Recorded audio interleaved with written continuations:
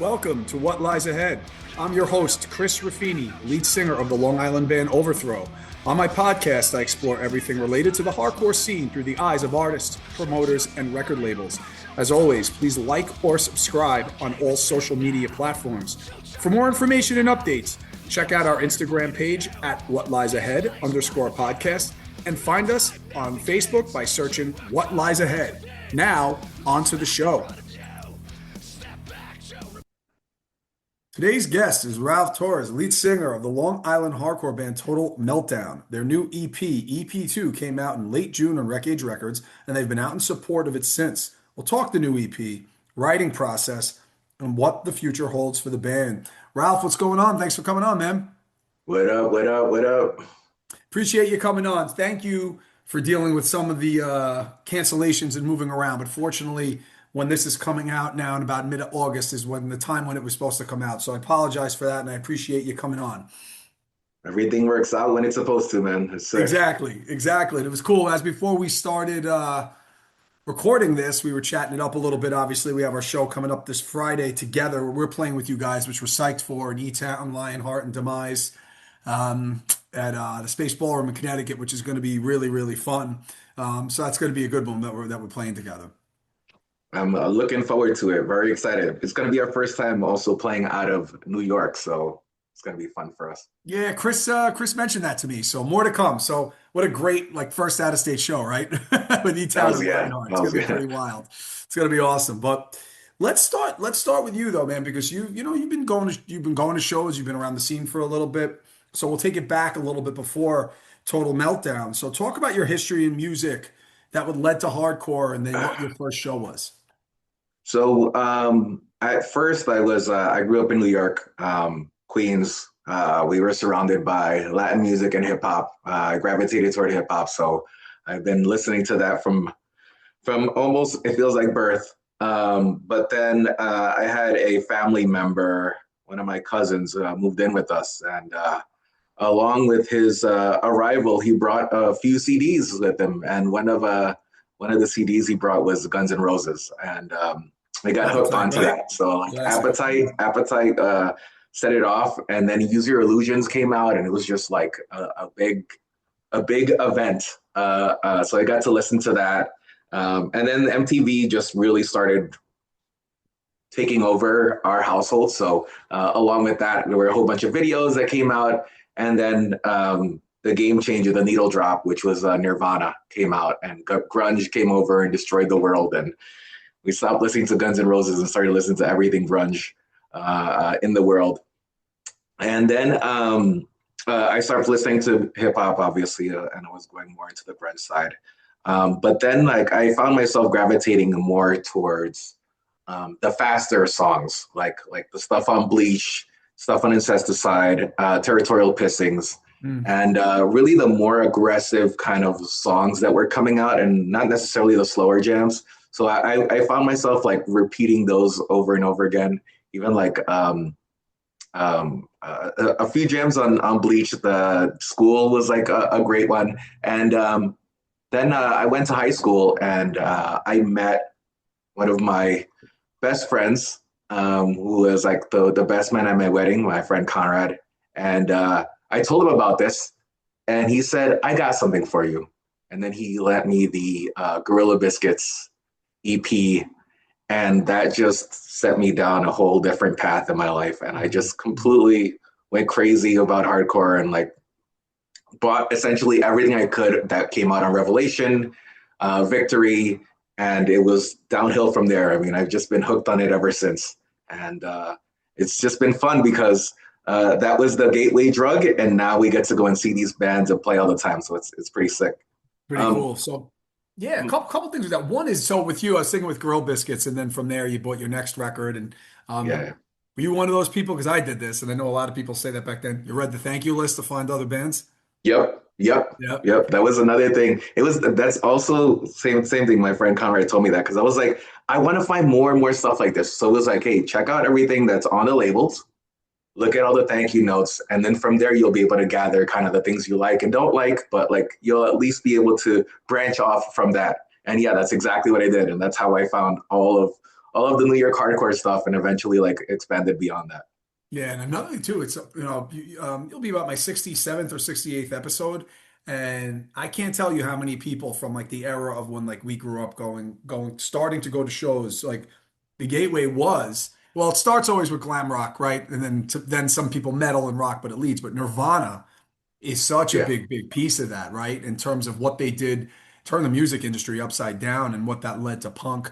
And probably weren't for them what that maybe led to a lot of people to the hardcore scene. What was your first show that you went to?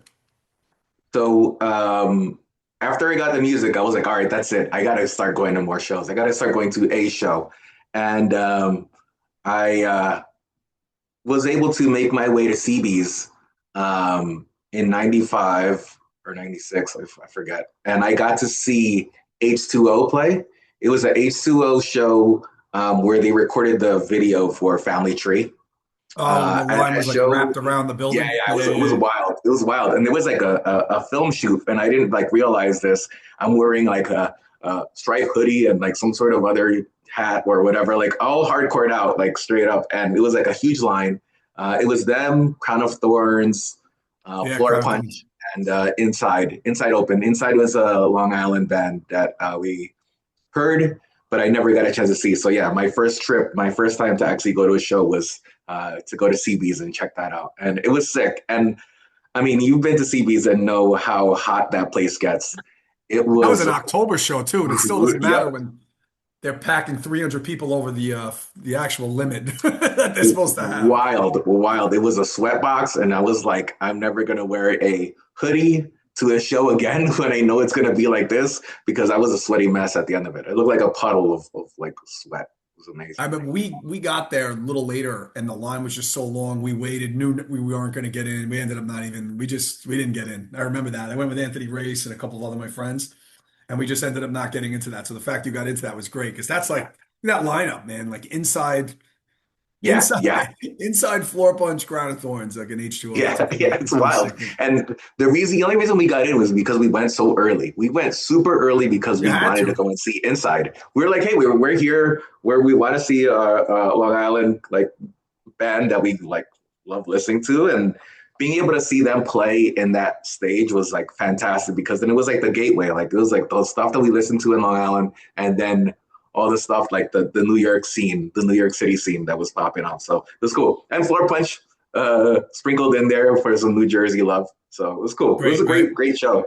And great after that, show. I just got hooked, man. And I ended up going to like the Wetlands and a whole bunch of other shows. And it was amazing. I got my first Black Eye at a Hardcore show, and when I went to go and see, it was Warzone and Strife, and I forgot who was opening up the show, but like it was a I think long Shutdown show. might have been on that. I Shutdown. think They had a Shutdown was nice, on there too. yeah, I think so. Yeah. Yeah, yeah. I remember vaguely seeing the merch setup, and I saw that Shutdown and Indecision 7-inch split, and I was like, oh, I should have Classic, gotten that, but right? yeah, I didn't have the money at that time. But it was funny because during the show, so like Strife played before Warzone. Warzone was the headliners, and I was at that time the thing to wear in the scene was like polo shirts and like baggy pants. That was like the big.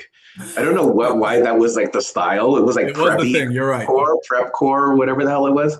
So I'm showing up at this place. I'm looking prim and proper, and I'm like almost on stage because I stayed for Strife like during their set. Like when they were over, like I still stayed around the stage near the front of the stage. Warzone comes on, Rabies comes in and like goes wild. He's like got his construction gloves on, and he's like, how he gets like he's very intense, very animated.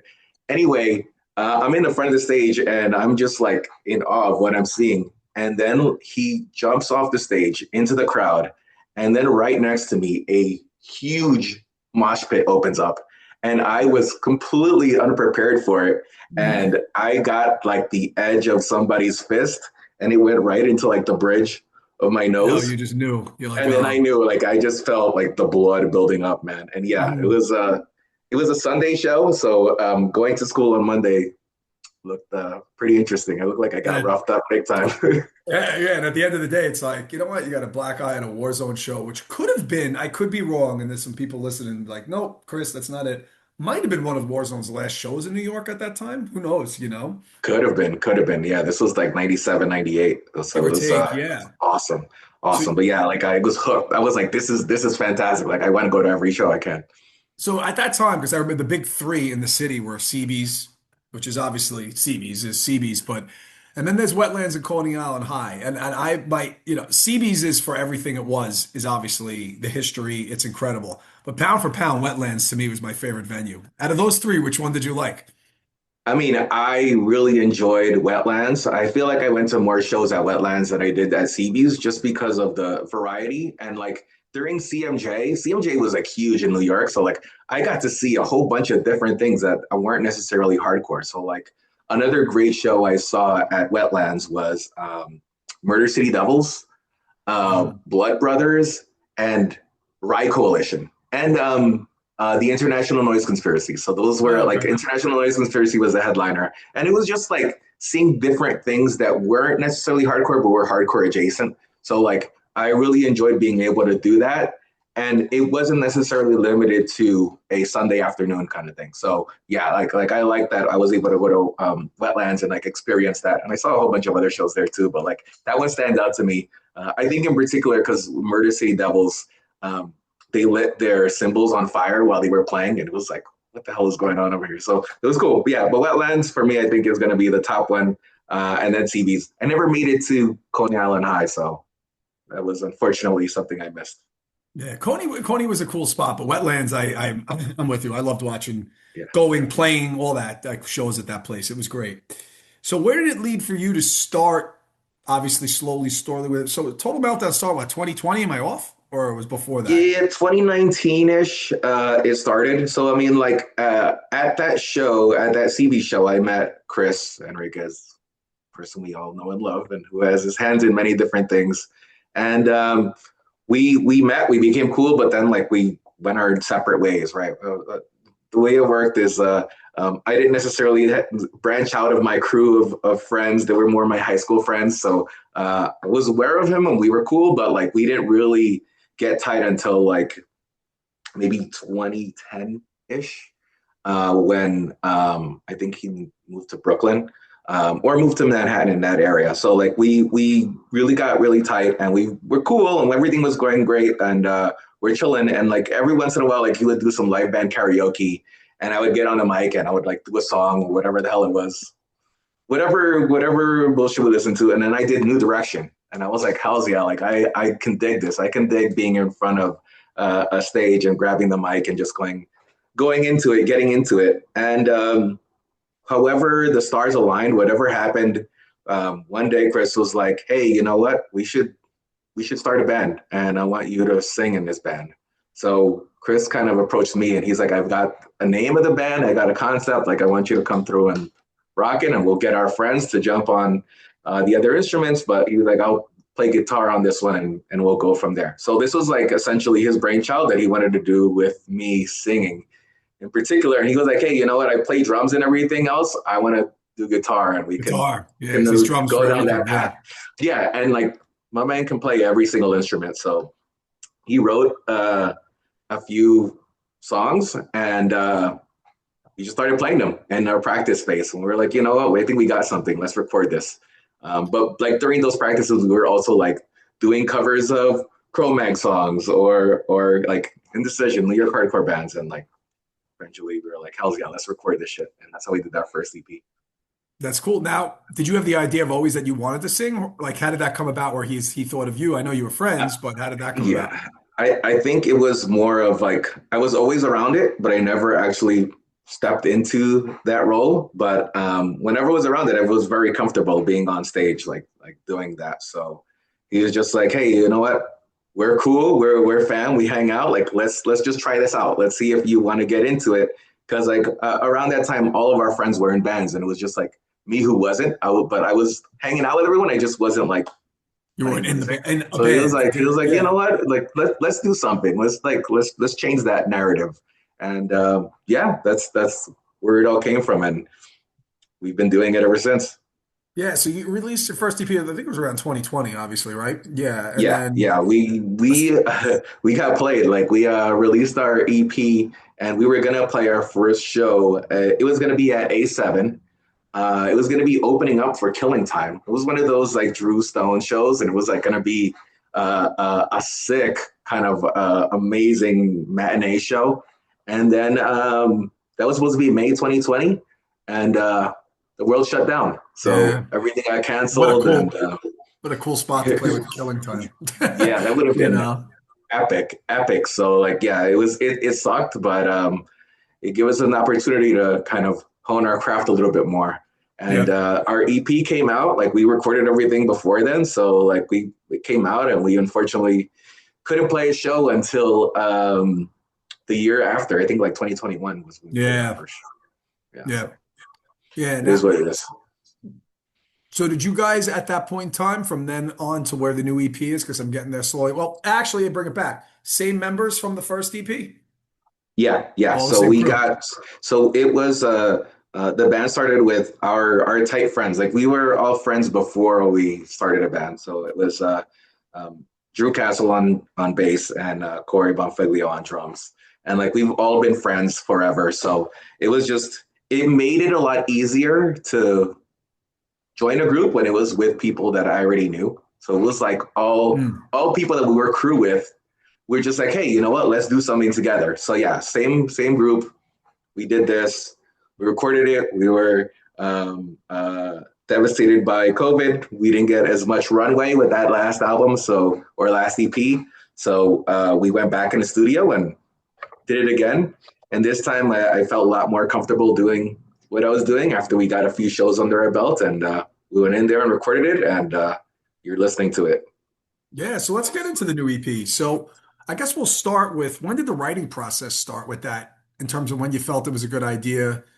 Like, who comes with it? Does Chris write the riffs, comes in, and Yeah, that's where you go? Like, Chris is in, look, he's in so many different bands. So, he's doing right. different things. But how did that come about?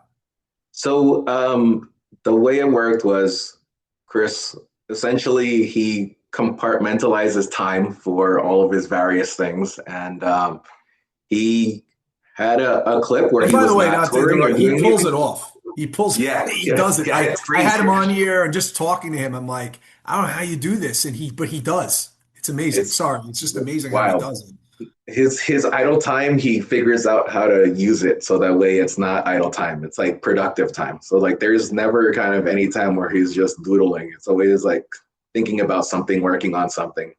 So he came to us. He came to the guys. We are all in like a group thread, and he's like, "Hey, I've got a couple songs. Here's some ideas for what to do." And like he would do the whole thing in GarageBand. Like so, he would like have his guitar. He'd write the music, program the drums, and then he'd play the guitar and then bass. Send it to us. He gave us like a whole bunch of different songs. We listened to them. We gave feedback. We get in the studio and practice, not necessarily practice. I mean, not the studio, like just our practice space, which happens to be a studio, and like go through it and be like, hey, you know what? We want to tweak these things here and there. This is good. This isn't good, and just like start to flesh out the songs. And what would happen is like they would have the band would essentially have the music fully written or almost fully written for a song, and then that's where I come in with the lyrics. So I first want to hear it. I want to like figure out where Of I course. come in, where are the groove parts, because I have my style of how I essentially like drop the lyrics or kind of do the rhymes or whatever the hell it is. So like I want to be able to hear it and identify where are the places where I fit, where I don't fit, where I could like let the music breathe, blah blah, so on and so forth. So we do that. We flesh it out during the practice sessions, and then we decide if we like it or not, and we keep on moving. And we just go through in the clip, and we just do songs, multiple songs, and just like pick out the ones that we like the most. And yeah, so not every song we uh, play or practice is something that we end up putting out. But we want to make sure kind of when we're putting things out like the top things that we like and we want to release them as EPs, right? So the idea is to like identify what are the songs that we like the top 4 or 5 songs that we really dig, and that's the stuff that we are going to record, right? So it's making sure that those are really tight before we kind of do anything else with them. Do you ever get to test drive them at live shows at all, or it's just more of the more you're playing, rehearsing them, getting a feel for them, that kind of thing?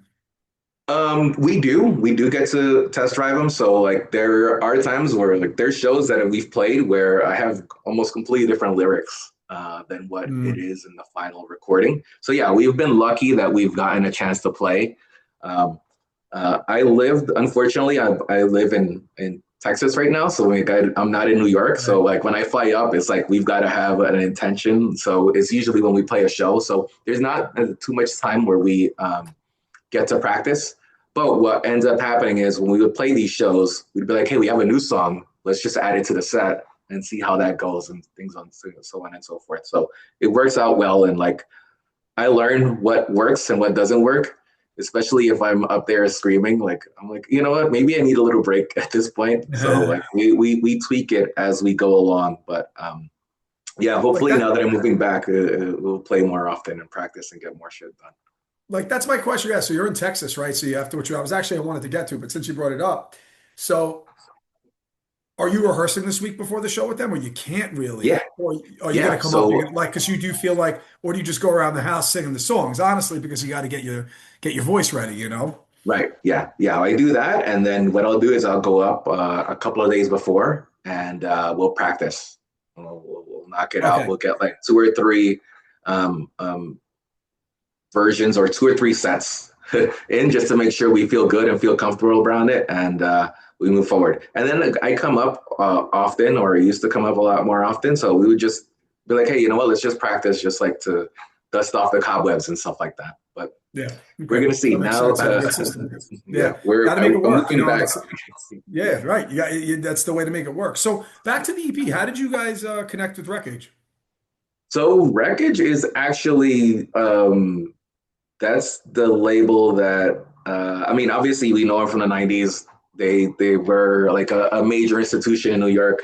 They were actually resuscitated by Chris, Drew, our bass player, and Artie Shepherd from Mind Over Matter, Vitus, and everything. They actually like bought the rights, or at least coordinated with like the original owners of Wreckage. And we're like, hey, we wanna bring it back, and we're gonna resurrect the label and make it bring it into the new generation. So with that, they were able to re-release a few old Wreckage releases, and then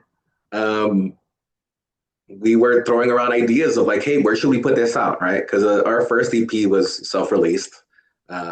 So we had our own label called House Recordings. So that's a funny inside joke. Anyway, so we were like, hey, let's put this out like on a label. Like, let's see who we can get to do this. And Chris and Drew were like, hey, let's talk to Artie and let's put this out on Wreckage.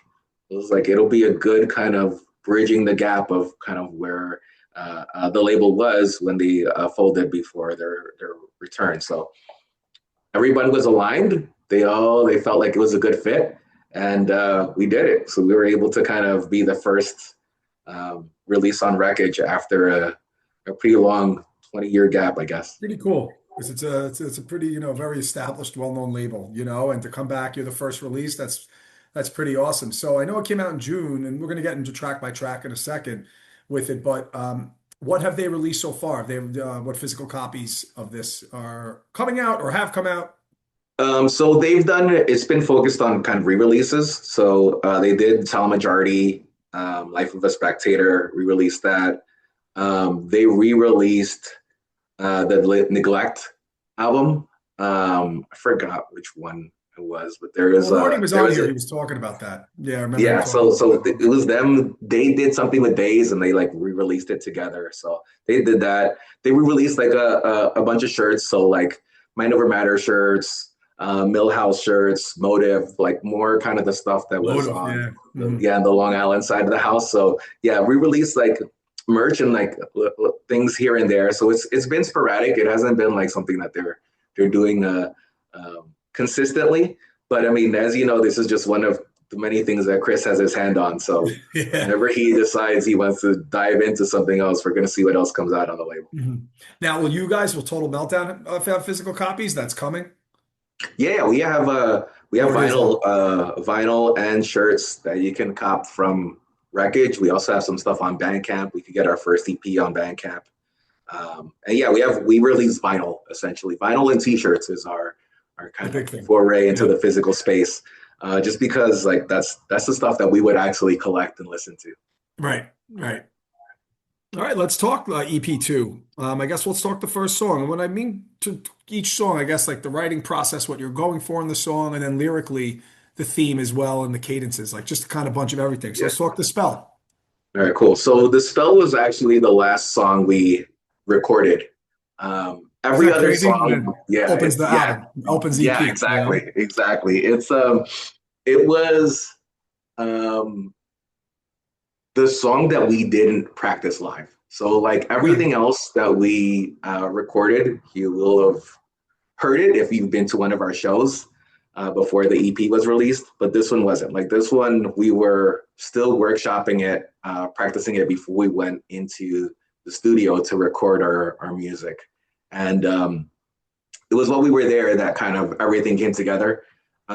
This song is different from the others in that like Chris didn't have the full thing kind of already in place. He had parts of it, and the other parts we all kind of filled in and kind of came together. So it was more collaborative in that regard. It's kind of like if you think about like Scentless Apprentice by Nirvana, it's like that's a song that's like not Mm. only a Kurt song, like that's a whole group. And I can't say like everybody else didn't contribute to the other songs. There was more contribution from the rest of the group on this song in particular.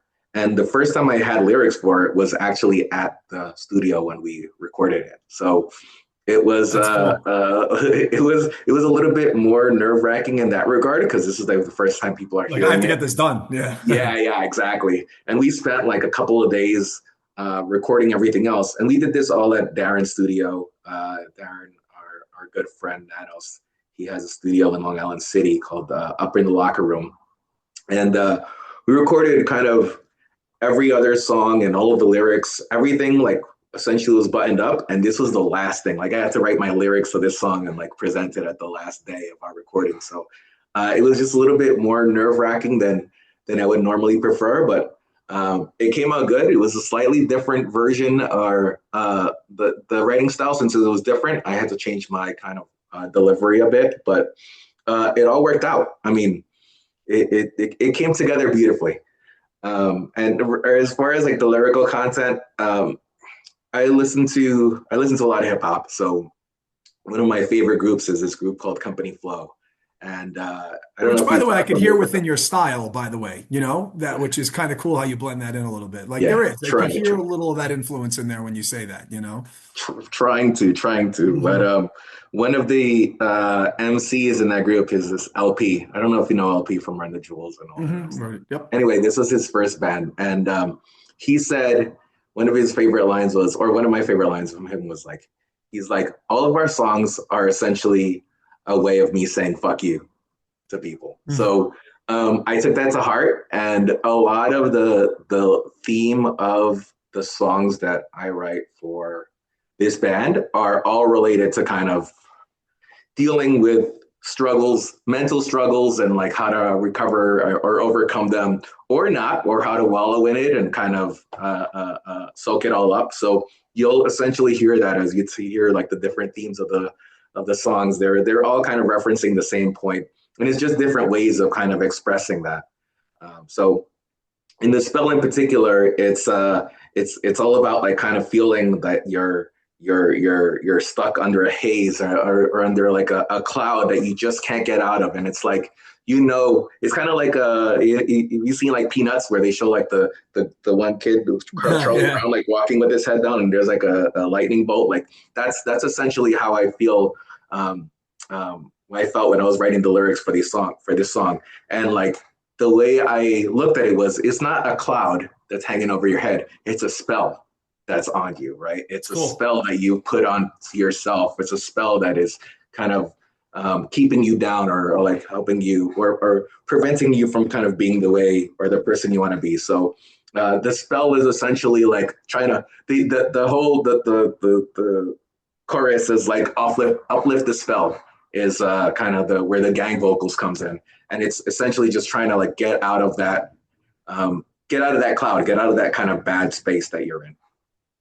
Now, it has to be for the lyrics. I feel also a way. I'm a lead singer too, and with lyrics and vocals. I find it, and from what the way you're describing the content of this song has to be tremendously therapeutic, Yeah. Oh yeah, right? for sure. Like in a way, it's just like there's something like we play, it's just singing some songs live. You're like, oh, it just feels good to let it out that way. You know what I mean? Right. Now, did you know that now you went into the studio for this song and you had to get it done? So it's like, it's like you're in class in high school and you're seeing the clock going and the bell's gonna ring soon. You got to get it done before the bell rings, kind of thing.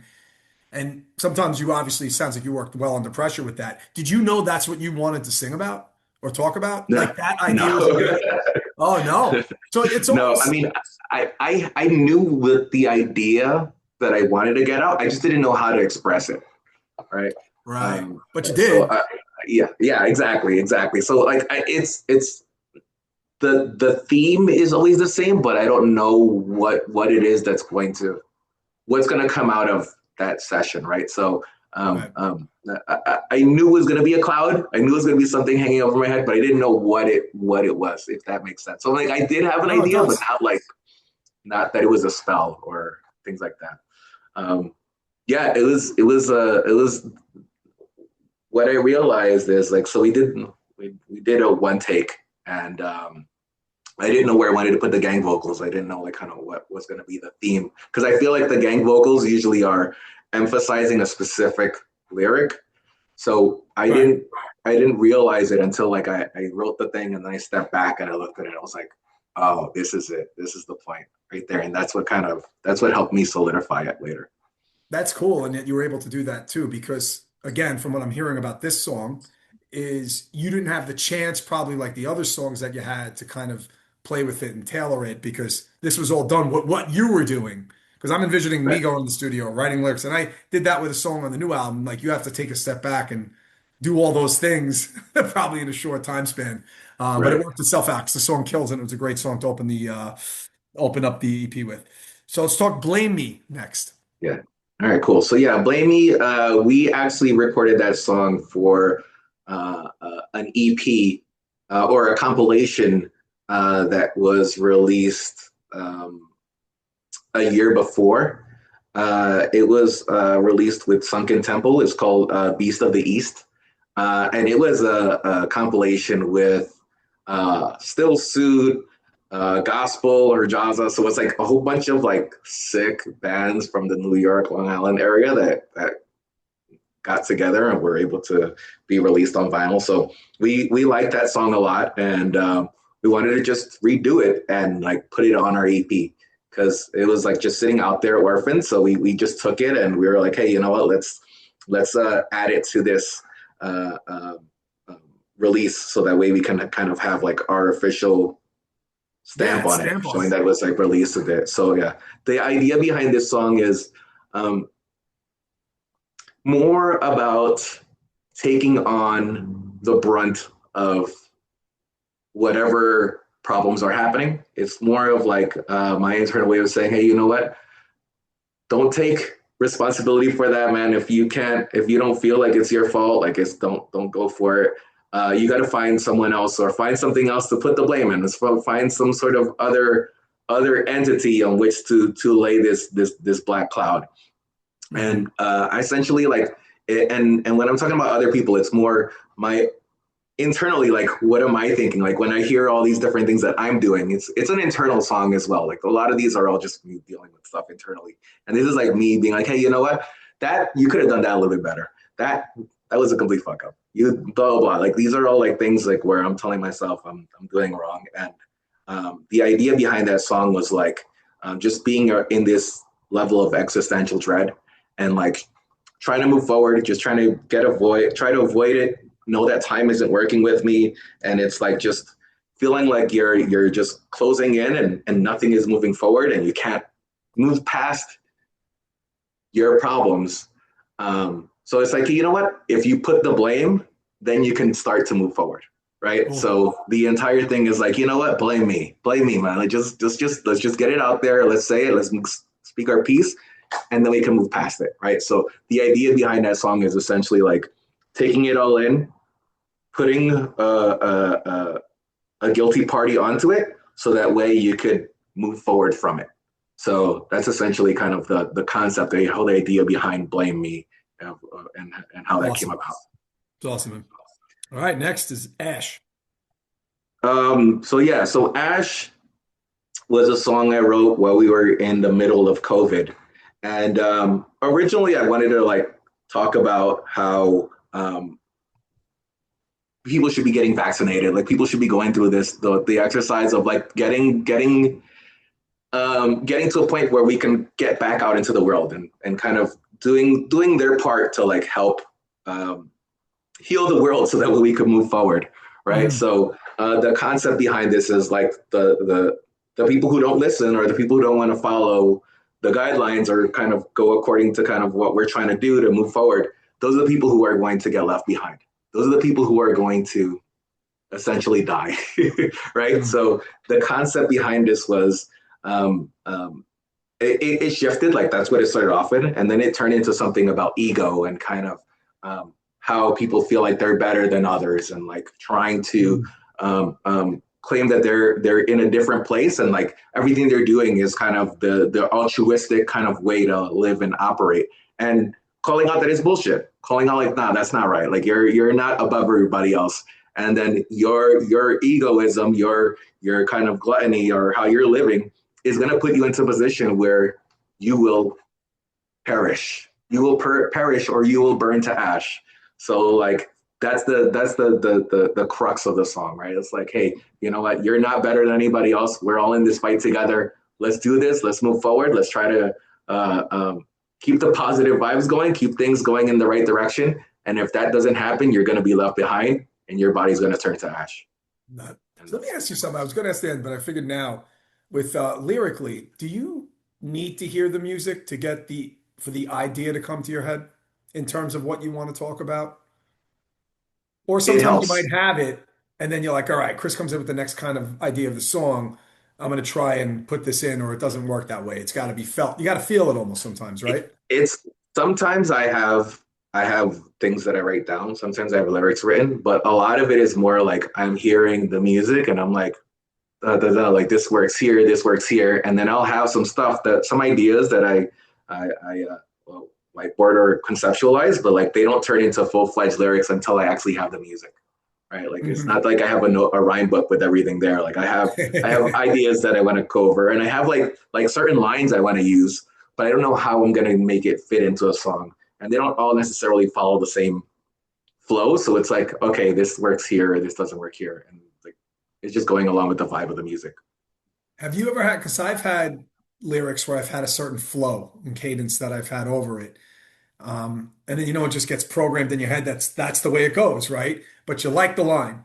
And then the riff comes in, there's something different that you feel it could flow, and you have to change that cadence a little. Have you ever done that before? And I know people listening to this like, what are Yeah, they talking about? But when that's like to me, when like something like that's stuck in my head like that, I did it better with this time around with the new stuff we put out, but like it's like almost programmed into what that cadence is. You know what I mean? Has that happened with you with this?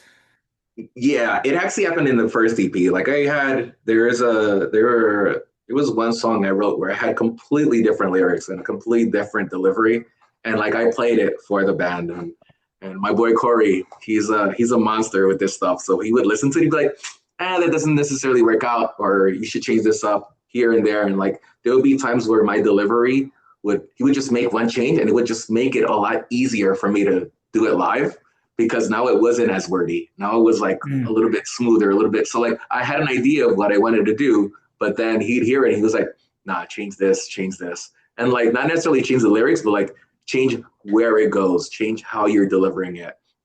And then from that, I'm like, you know what? Based on how this is going, I'm gonna go back and rewrite the verses because it flows differently than it does originally, and I had to end up changing the whole thing. And yeah, there was the first few practices we had, I still had the original kind of flow, and I had to just learn to Adjust. ignore it and forget about it. All right, Yep. cool. Syntax. So this is syntax, and the song after that, Far Gone, are kind of connected to this band that I really loved from Wreckage Records. It's actually called Die 116.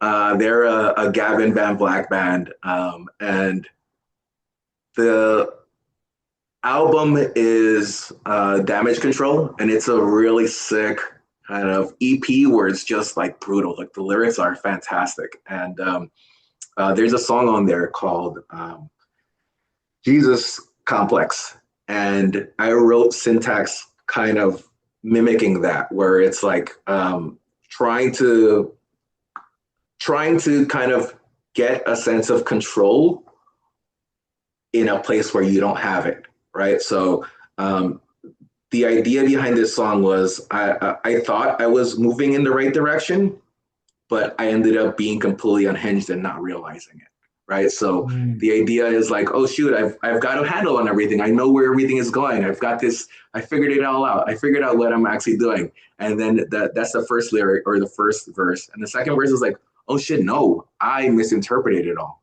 I read it one way, but it was actually something completely wrong. Like I misinterpreted this line or this specific sentence or whatever it was, and I came up with a conclusion that was completely wrong.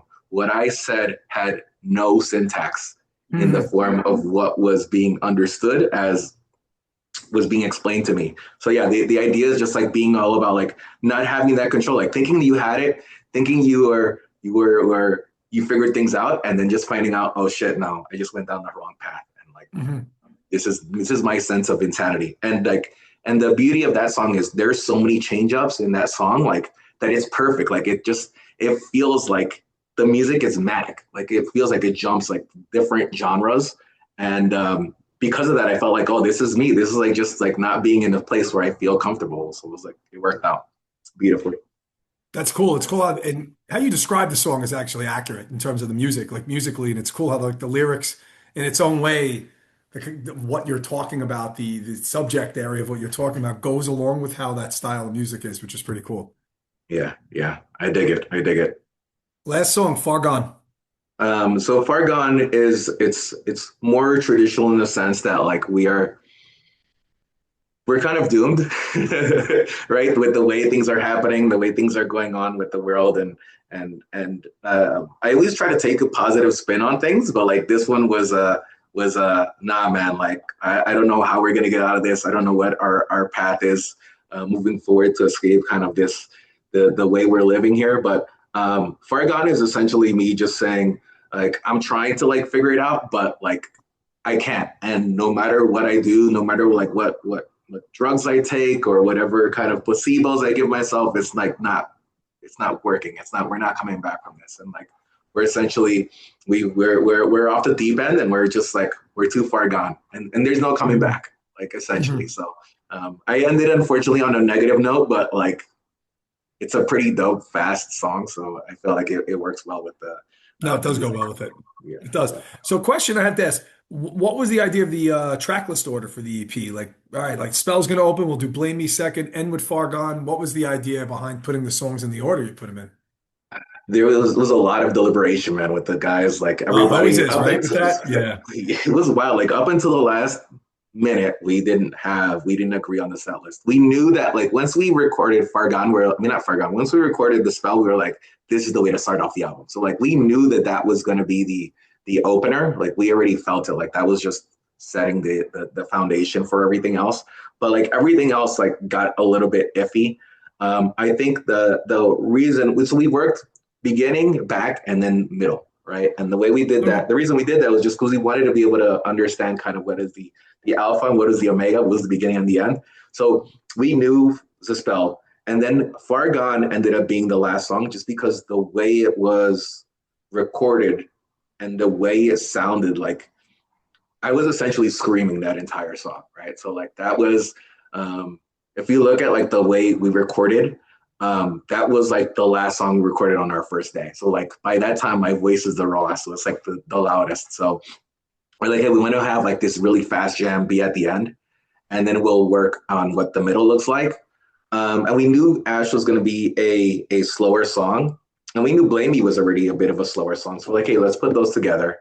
We'll go into Blame Me, then into Ash, and then we'll put Syntax in the middle or right after that, but before the end. So it was more kind of just getting the vibe of how things work and how it sounded sonically, right? Like we listened to this thing a million times with all different variations of what goes in the middle. And then we finally ended up agreeing to or aligning on that piece right before we we took it to our friend Mario to master it. Nope. And then you have it all set with the 5 songs. Yes. So, I wanted to ask you this. Do you just write the lyrics? Does anyone else jump in with it, or you have every line of every song? I have every line of every song, but like if like I said before, if like somebody is like, hey, you know what, maybe we could change that up, maybe that like I'll listen to it and take it into consideration and like see what we can do. But most of it it's just the guys being like, hey, you know what, this we like what you did here. Maybe change this up a little bit, and then I'll go in there and I'll just tweak it based on that. Cool. Okay. So let's talk your set list now. So now you have the new EP of the older EP. Are there new songs in there? Like, so we'll talk this Friday coming up, the Connecticut show we're playing with you guys. What's the set list look like? Sounds like you're going to play the whole EP because you want to play the whole EP. So that's what we've been doing. So we'll play the whole EP, but we'll sprinkle in a couple of songs from the first EP. Our set list on this Friday is going to be different just because we're going to play a shorter set. Since there's going to be a bunch more, 2 more bands on the bill than we originally thought. So our set time is going to be shorter. But we're going to try to incorporate, I mean, there are songs from the first EP that we like to play and that we like, and people like obviously have an affinity to. So we incorporate those into our set. So like we include Embrace It, we do Total Meltdown. And then that's normally the way we do things. So we normally have our specific set list that we play over and over again with this new EP. But for this show on Friday, we're going to do something different in that we're going to have to trim our set list, but then we want to incorporate another song, right? So as you are all aware, our friend and a big leader of a big member of the hardcore scene, Lou, passed away. So we're going to incorporate a Sick of It All song into our set. that's awesome. Yeah, that's awesome. Yeah, it's just incredibly sad with him. It really is. And like obviously an influence, still but always an influence, that band. Like they were still like, yeah, it just absolutely incredible. And it was really cool, to bring a sec back, like to see all the bands that were doing that. When we were out in California, we did something in the beginning too, and just such a classic band, really. I mean, Yeah. and yeah, and just getting better at every album they put out is just such a shame, But Yep. yeah, and I wouldn't be surprised to see other bands doing the same thing during that weekend too, Yeah. or Yeah. that day, So just so you know, we're not gonna do clobbering time. I feel like that's covered. Well, So we did that one. It was like it was like one riff maybe just changed and we did it. We thought it was a cool way to open up. We have an idea for another one that we're going to do, but that might be down the line at some point in time when we can actually sit and do it, So, but they have so many classics. Like exactly. And that's the way we looked at it. Just from that first album, you could pick like any song off that album, Yep. So that's what we're gonna do. We're gonna do something off the first. Just like that was the entryway. Well, that's our gateway and like get into this band. So like we want to show some love that way. And yeah, it's not that. I mean, Collaborate Time is a badass song. I love it. I mean, it's fucking sick. But I mean, like that's gonna be one that you see more people do. So we wanted to. Rain did it at the Warped Tour. It was funny. Yes. Yeah. So it was funny. Like when we decided to do it, I was watching the Warped Tour, the Long Beach Warped Tour on like Prime. I have it on. I like watching that. I like watching it. Right. And then they opened up in it. I laughed. And then I think Madball did it too when they were over in I think Europe. It sounded amazing, So yeah. But it was cool seeing like Judge actually did it too. Yeah, Judge did. Yes. Yes. They did it. They did it when they played that Tattoo Fest. So it was like, this is amazing. And they had Craig on bass for Judd. So it was like, oh, well, we Yeah, can't top that. We can't come anywhere yeah, close to that. yeah, So that's where yeah. like, let's just do something else. So yeah, I mean, we want to give our love and respect to Lou and the entire Sick of It All family, Color family. So we're gonna definitely incorporate a song. And the thing is, like those songs are short, so like we were able to find one that we all vibed with, and we're gonna trim our set, but then we're gonna add in another song. But it's worth to do that. Yeah. You know, it's interesting too with the album track list order, the way you look at it from the set list order is different, right? Yes, yes. Right? There's Unless I a could be completely wrong. You're like, no, Chris, we're actually playing our EP from the spell down to far gone. But yeah. most of the time you move it around, right? In terms of what you're doing. Yeah, there's different tunings for the songs, right? So Mhm.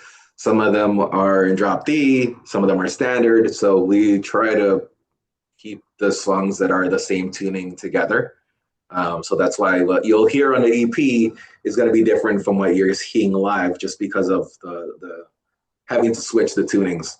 Like if we had guitars that we could just switch out big time, that we probably do it. But no, we change it up just because it works better in a live setting in that regard. And also, like those gaps give me a chance to kind of talk to the crowd a little bit and Mhm. interact with them more than just like a barrage of noise. Right, right. Yeah.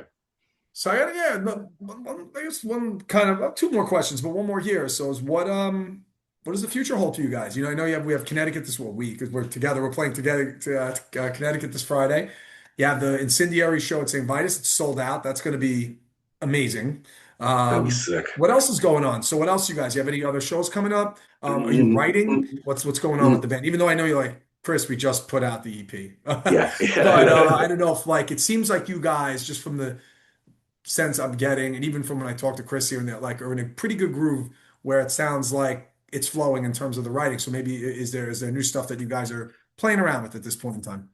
Yeah, so we're talking about it. I think so I'm moving back to New York Oh, next month. So like I've been in Texas for a few years, but like I'm moving back. And once I move back, like we're gonna go into a regular cadence where we're practicing and very not different. practicing for a show, like actually just practicing.